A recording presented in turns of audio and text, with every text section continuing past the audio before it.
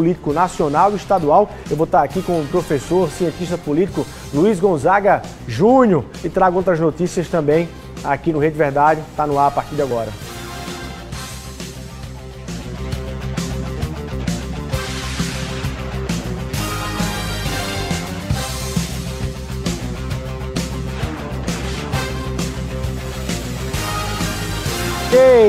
Estamos ao vivo, começando mais uma edição do seu Rede Verdade nesta segunda-feira, dentro da programação da sua TV Arapuã. Você que estava aí na sequência do Cidade em Ação, hoje comandado por Washington Luiz, segue conosco aqui no Rede Verdade. Tem tema para a gente debater, tem a votação sobre o voto impresso amanhã no Congresso Nacional, na Câmara Federal. O que é que os deputados vão apontar para o Brasil? Eleição de 2022 vai ser com voto auditável ou não? Tem também aqui declaração do governador João Azevedo sobre a Lula e o palanque que ele vai montar aqui para o ex-presidente em 2022, entre outros temas para a gente debater no Rede Verdade de hoje. Você acompanha tudo, porque quem vai me ajudar a entender, tentar entender um pouco esse cenário, é o professor Luiz Gonzaga Júnior, que está de volta aqui, cientista político. Professor, muito boa tarde, seja muito bem-vindo ao Rede Verdade. Boa tarde, Luiz. Sempre uma grande satisfação estar aqui com você, todos os telespectadores da TV Arapuã, sempre uma grande satisfação. Bom demais. A gente acumulou os temas, né? Então vamos tentar destrinçar um por outro. Mas deixa eu começar com o Napoleão de Castro, que lá de Brasília traz para a gente o cenário e a pauta dessa semana lá em Brasília, e a principal delas está aí voltada as atenções para a votação do texto, do projeto que prevê ali para 2022 o voto auditável, a tal impressão do voto, que é uma bandeira do presidente Jair Bolsonaro, que tem causado o maior conflito entre os poderes no Brasil. Hoje pela manhã, inclusive, o presidente Jair Bolsonaro encaminhou aí uma medida provisória para aumentar o Bolsa Família, transformando o Bolsa Família em Auxílio Brasil e prevendo ali novos valores para o Bolsa Família. Napoleão de Castro, direto de Brasília, boa tarde, é com você, irmão. Boa tarde, Luiz. Cumprimentos a você e ao nosso telespectador. Nesta segunda-feira, a equipe Arapuã, na marca da exclusividade, volta aqui do Palácio do Planalto com os bastidores de hoje. Semana que começa prometendo, viu, Luiz? Em nível de bastidores políticos aqui em Brasília. O presidente da Câmara, Arthur Lira, garantiu. Ele teve reunião pela manhã com o presidente Jair Bolsonaro, está terminando agora a reunião com os líderes partidários na Câmara Federal, e há pouco, numa entrevista coletiva, ele garantia que vai levar o tema do voto impresso para ser votado amanhã no plenário Ulisses Guimarães, mesmo a proposta tendo sido derrotada no plenário da Comissão Especial. Pela tranquilidade das próximas eleições e para que possamos trabalhar em paz até janeiro de 2023, vamos levar, sim, a questão do voto impresso para o plenário, onde todos os parlamentares eleitos legitimamente pela urna eletrônica vão decidir. E eu friso, foram eleitos todos pela urna eletrônica. Para quem fala que a democracia está em risco, não há nada mais livre, amplo e representativo que deixar o plenário manifestar-se. Só assim teremos uma decisão inquestionável e suprema, porque o plenário é a nossa alçada máxima de decisão, a expressão da democracia, e vamos deixá-lo decidir. Vai mexer com os bastidores da política sensivelmente amanhã, Luiz, já que a proposta do voto impresso, na hora que ele coloca no plenário, de certa forma também vai expor todos os parlamentares, os 512, fora ele, 513, na Câmara Federal, em relação à sociedade brasileira. Essa campanha que tem sido feita, principalmente pelos setores ligados aqui ao Palácio do Planalto e ao presidente Jair Bolsonaro, aí na nossa capital mesmo tem vários outdoors, quem não votar não volta, ou coisa parecida. Então é uma pressão para que se coloque essa proposta, mesmo ela tendo sido derrotada na comissão especial. E olha, Luiz, cresce, mas cresce muito com perspectiva de aprovação o distritão em nível de Congresso Nacional, de proposta eleitoral, para já valer nas eleições do ano que vem. O que é que seria isso? Seriam eleitos os mais votados em cada estado. Por exemplo, aí no nosso estado, para a Câmara Federal, são 12 vagas, os 12 mais votados seriam os eleitos, e não no sistema proporcional que a gente tem hoje, que às vezes leva uma pessoa com menos votos a ocupar uma cadeira no parlamento. Esse tema está sendo debatido e eu conversei com o líder nacional dos democratas, coordenador da bancada do nosso estado, Efraim Filho, e ele falou sobre a proposta aqui na Câmara Federal. A discussão do sistema eleitoral é o principal tema, né? Aqui você tem basicamente duas teses. Ou o voto proporcional, que é o modelo atual, onde cada legenda tem que construir, né, sua própria chapa, ou o voto majoritário, que apelidam de distritão, que é aquele onde entrariam os mais votados, que é o modelo mais simples, é o modelo que as pessoas entendem. Muitas vezes elas não compreendem por que uma pessoa que teve mais voto, né, perde uma cadeira de vereador, de deputado, por alguém que teve menos votos. Então, quando você tem essa compreensão, o eleitor se sente melhor representado. Imagino que é o modelo que tem hoje a maior adesão, o maior número de votos. Agora, por se tratar de uma PEC, uma emenda à Constituição, ela precisa ter um quórum qualificado. Então, ela tem mais da metade dos votos, mas precisa chegar aos 308. Líder Efraim Filho em conversa com a equipe Arapuã. São os temas de hoje, desta segunda-feira de notícias, que promete nos bastidores e que você vai ter muito o que conversar com o nosso telespectador logo mais à noite também no Frente a Frente, Luiz. Grande abraço de Brasília, do Palácio do Planalto, Napoleão de Castro. Napoleão, exatamente isso. Professor, Napoleão trouxe aí o dado dessa pressão, né? Outdoors nas ruas lá de Brasília, dizendo quem não votar, né, a favor lá do voto impresso não volta. Essa pressão vai dar algum resultado? As perspectivas é de que a proposta seja rejeitada por um número considerável, inclusive, de votos de deputados. Qual é a sua previsão aí? Isso, eu acho que apesar dessa pressão, que ela começa, teve um investimento maior dessa pressão agora recente, Luiz, principalmente depois que a proposta ela foi derrotada na comissão. Acho que uma coisa que é importante lembrar é que, primeiro que o Congresso ele dá um sinal importante, inclusive a própria base do presidente, né? A maior parte dos deputados do Centrão, eles foram contra a proposta do voto impresso. Isso levando em consideração duas formas. A primeira que é exatamente a confiança, a confiabilidade que há no nosso sistema de urna eletrônica, que também é auditável, né? Eu acho que é falacioso dizer que o sistema ele não é auditável. Por outro lado, quando se trata do voto impresso, não se sabe exatamente como seria essa proposta, se iria para uma urna, se o eleitor sai com esse voto impresso. Vale ressaltar que no tempo onde se denunciava fraudes eleitorais no Brasil, era exatamente no período do voto em papel, né? Era um momento ali que, se a gente der aí um Google aí, né, vai ver vídeos onde existiam muitas denúncias de fraudes. A urna eletrônica é uma evolução disso. É uma evolução desse sistema. Então não faz sentido hoje, exatamente para ter a urna eletrônica, ela vai no sentido de garantir a confiança do eleitor na hora do voto e a independência também. Por quê? Porque ela evita que exista uma pressão sobre os eleitores. Aí a gente poderia pensar sobre dois exemplos. A forma com que, por exemplo, as milícias agem no Rio de Janeiro, no controle da votação, há candidatos que são milicianos, inclusive, né? Isso é uma forma de monitorar e de controlar, isso seria uma forma criminosa. E como a gente, no Nordeste, quem não lembra do chamado voto de cabresto, né? Onde exatamente os coronéis regionais ali, imagina uma pequena cidade do sertão da Paraíba, onde você tem um prefeito que comanda eleitoralmente a cobrança que vai ser feita com a possibilidade de conferir em quem alguém votou. Então, como forma de evitar isso, de dar independência ao eleitor, mas também de confiar no sistema, tudo indica que essa pauta do voto impresso, ela vai cair.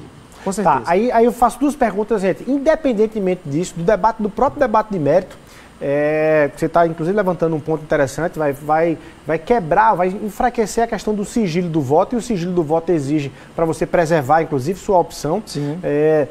Independentemente disso, o assunto já está bagunçado. A eleição de 2022, independentemente do resultado, em função do discurso do presidente, já está sob suspeita e ficará sob suspeição até 2022. Primeira pergunta. A segunda, por trás desse debate, na verdade, você teme outros propósitos? Na verdade, não seria um debate sobre o voto impresso, seria um debate sobre não ter eleições. Você acha que esse é o risco maior? Eu acho que você aponta exatamente o ponto principal desse debate, né? O voto impresso, ele é uma pauta que ele tem por trás exatamente uma outra conotação. Primeiro é importante, Luiz, lembrar que o presidente Bolsonaro ele ainda não desceu do palanque. Parece que no Brasil a gente vive numa eleição contínua, né? Desde janeiro de 2018 até hoje, praticamente o governo ele não dá sossego nesse sentido. O próprio presidente vive criando pautas que não são as pautas mais importantes e mais necessárias para o dia a dia do brasileiro e da brasileira, mas exatamente trazendo pautas que eles vão para além do debate, digamos, objetivo, mas também esse debate subjetivo. Então, eu acredito sim que o voto impresso, ele não se vence agora. Você vê no pronunciamento do presidente Arthur Lira, né, onde ele pede paz e sossego até janeiro de 2020, 2022, perdão, onde começa, né, digamos, quase que extraoficialmente ali o sistema já da própria eleição em si, né, próprio processo eleitoral em si. Então era como se em 2021 o presidente Arthur Lira pede um sossego no sentido de fazer com que as casas, que os três poderes possam trabalhar tal qual suas prerrogativas. O presidente joga ali meio como Pilatos, assim, lava as mãos, pega o assunto do presidente, joga para o plenário, o que o plenário decidir, ele avança, comprando bem a ideia do presidente Bolsonaro ou não. Na verdade, ele para não brigar e não se conflitar com o Bolsonaro, em quem ele já demonstrou ser aliado, ele joga ali para o plenário, lava as mãos e deixa que a decisão seja rejeitada no plenário. Isso, o presidente Arthur Lira, ele é um aliado, foi eleito com apoio do Palácio Planalto. Então essa foi a promessa. E tem sido fiel. Tem sido fiel até então. Porém, o mesmo vem dando demonstração de que ele também não está satisfeito com os pronunciamentos do presidente. O fato dele dizer, por exemplo, que a Câmara continua com o botão amarelo apertado, é que ele dizer o seguinte, olha, por exemplo, existem vários pedidos de impeachment, né, um super pedido de impeachment com embasamento ali de vários e vários crimes de responsabilidade cometidos pelo presidente, dá para listar vários, inclusive. Então, o que é que ele está dizendo? Presidente, nós precisamos conciliar algumas coisas. Ali também, um outro fato, Luiz, porque a gente faz tempo que a gente não conversa, muito assunto acumulado, né? Mas, por exemplo, a ameaça que o presidente Arthur Lira sofreu, que até agora ele não negou, né? Até agora ele não negou que não houve aquela ameaça. E o que você estava colocando antes, sendo votada essa questão do voto impresso amanhã, onde a promessa, ou pelo menos a leitura que a gente faz, que vai ser derrubado também, pode ter certeza, como você bem disse, que nesse sentido, uma coisa a gente não pode negar, o presidente já colocou em xeque, pelo menos para 20% da população brasileira, de que esse sistema é falho. Então sim, ele já bagunçou, já colocou em xeque, embora ele tenha sido eleito em todas as eleições passadas, inclusive com a eleição de 2018, com o voto eletrônico, ele tem colocado isso em dúvida. Então, já está sob suspeita. Estou sob suspeita. Para 20% da população, esse voto não é válido. A impressão que se dá, para usar a palavra literal e fazer o trocadilho, a impressão que se dá é que, se passar a questão do voto impresso, amanhã o problema ser identificado será outro. Isso é com certeza. Será outro e outro em função do processo eleitoral de 2022. A que você acha que se move o presidente em relação a isso? Ele se move porque ele olha para o cenário eleitoral e vê ali um movimento e um crescimento em relação do ex-presidente Lula, e ele precisa, enfim, não chegar às eleições, ou ao contrário, ele, enfim, na verdade, quer para 2022 esticar uma corda tal com os poderes que permitam um terreno em que ele possa tomar outras medidas mais drásticas, pedidas inclusive por alguns de seus aliados que querem fechamento do Congresso, fechamento do STF. Podemos chegar a esse extremo, professor? Você analisando fatos históricos no Brasil e no mundo, é um roteiro de antessala disso? O presidente Bolsonaro, ele constrói um roteiro de um golpe. Desculpa, eu não tenho dúvida disso. Se ele vai conseguir, é outra coisa. Mas o presidente Bolsonaro, ele constrói um roteiro de um golpe. Aqui partindo sobre 3 pequenas análises. Primeiro é que a sua história parlamentar é uma história medíocre, do ponto de vista de propostas. O deputado Jair Bolsonaro nunca teve uma atuação significativa, representativa, nem para os seus segmentos. Se você verificar nas Forças Armadas, nas polícias, no setor de segurança, o deputado Jair Bolsonaro ele não tem representatividade nenhuma do ponto de vista de propostas específicas. Se você fazer uma análise muito objetiva nesses 2 anos e meio, não há nenhum tipo de melhoramento no sistema de segurança do Brasil nesse sentido. Outro fato é a resposta que ele não consegue dar em função da sua história digamos, uma resposta às reais necessidades que o Brasil vive para emprego, para educação, para saúde, para vacinação. Ou seja, imagina hoje nós poderíamos ter o Exército, as Forças Armadas, numa grande mobilização nacional em prol da vacinação. Talvez o Brasil já tivesse superado a vacinação. E terceiro, Luiz, é exatamente isso, o espírito autoritário dele. Então, à medida que ele não dá resposta a isso e vê uma ameaça de reeleição, exatamente pelo seu histórico, pela incapacidade do governo e a sua incapacidade pessoal de responder às reais demandas da população, você tem aí pesquisas que apontam para que qualquer um outro candidato se coloque, possivelmente ele vai vencer o presidente Jair Bolsonaro. Então, é criar um clima de instabilidade para depois aparecer com uma solução final, que seria a possibilidade de um golpe. Agora, essa é uma fala e uma fotografia a partir de hoje. Isso não pode mudar um pouco lá na frente? Por exemplo, o movimento que o presidente faz em relação ao processo de vacinação que tem avançado no Brasil. Segundo, os investimentos nessa questão da transferência de renda. O presidente hoje entregou a medida provisória do novo Bolsa Família, né, do Auxílio Brasil, e que pretende ser vitaminado ali, né, a perspectiva de chegar até R$400, enfim, e aumentar o universo de beneficiados, mais 3 milhões de pessoas serem inseridas aí. Isso também tem ali um efeito de alteração também, num sentimento mais de reprovação de governo e passar a ser aprovado. Ah, sim, com certeza. Vamos ver que, nesse sentido, a gente teria que ter um outro presidente. Teríamos que ter um outro Jair Bolsonaro, né?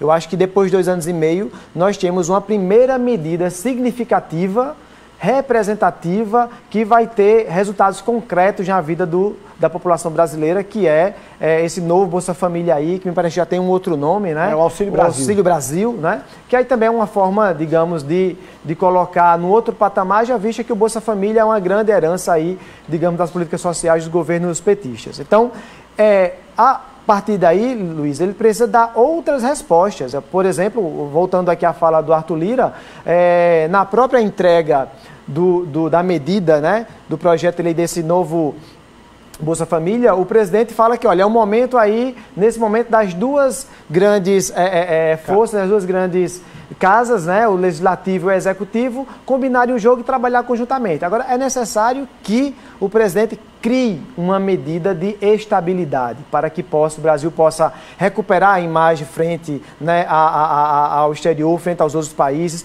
Por exemplo, você tem a China, que é o nosso maior importador aí, digamos, de alimentos, né, exportador, né, ou seja, o agronegócio cresce muito nesse período, né, principalmente na China como principal comprador, e o governo vive, e assim como seus filhos, de ataque à China, que é o nosso principal comprador. Então, ou seja, você precisa dar uma resposta para fora e você precisa dar uma resposta para dentro também, porque é preciso que se crie um clima de estabilidade. Eu quero perguntar sobre Paraíba também. Inclusive, o presidente Jair Bolsonaro deu entrevista aqui para o Sistema Arapuã, falou algumas coisas aqui que podem sinalizar para a eleição na Paraíba. Mas antes, só para fechar, você que se desenha que o presidente Jair Bolsonaro anteveja uma questão de um golpe, embora não consiga fazê-lo.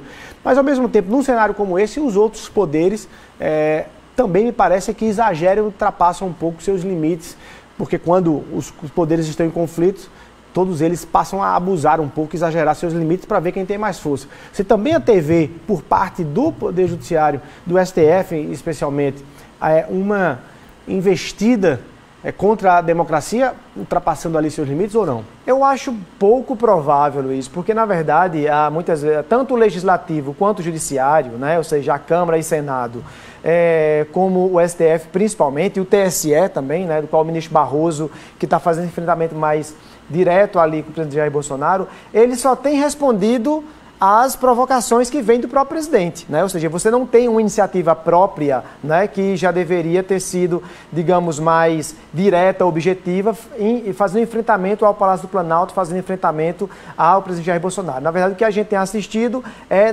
uma grande resposta às provocações que o presidente vem fazendo. Dificilmente, até porque o Legislativo, né, e o Judiciário, Luiz, eles não é uma casa de um dono só.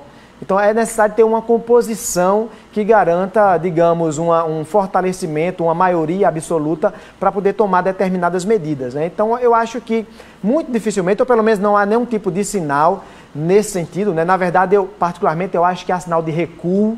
Eu acho que o STF, muitas vezes, ele acaba sendo frouxo frente às declarações. O presidente Bolsonaro já está aqui, sem sombra de dúvida, já deu declarações da qual, se a gente tivesse, por exemplo, um sistema de defesa e umas Forças Armadas independentes, o presidente Bolsonaro possivelmente já teria sido preso, já teria sido afastado. Então, ninguém faz uma ameaça tão direta, porque até então a gente tinha, né, questões das sutilezas, né? De outra forma, usar a palavra de baixo escalão para você atingir o ministro do Supremo, você está falando com o ministro, está falando com a casa como um todo. Então, você não tem nenhum tipo de tratamento desse, seja do Senado, seja da Câmara, mas também do Supremo, frente ao presidente. Então, do contrário, você já tem. Então, não existe ainda uma composição de forças que garantam isso, do contrário. Bolsonaro e Lula, eleições de 2022 na Paraíba, qual é o grau de influência, de influência na sua cabeça? Se você fosse falar para os candidatos ao governo aqui da Paraíba, você ia dizer o seguinte: olha, você tem que se colar um ou outro para poder ter sucesso eleitoral aqui na Paraíba, ou não? Ou é melhor se desvincular dos dois aí para fazer a campanha? Você responde isso daqui a pouquinho, a gente vai rapidinho para o intervalo comercial, 1 minutinho a gente está de volta aqui no Rede Verdade.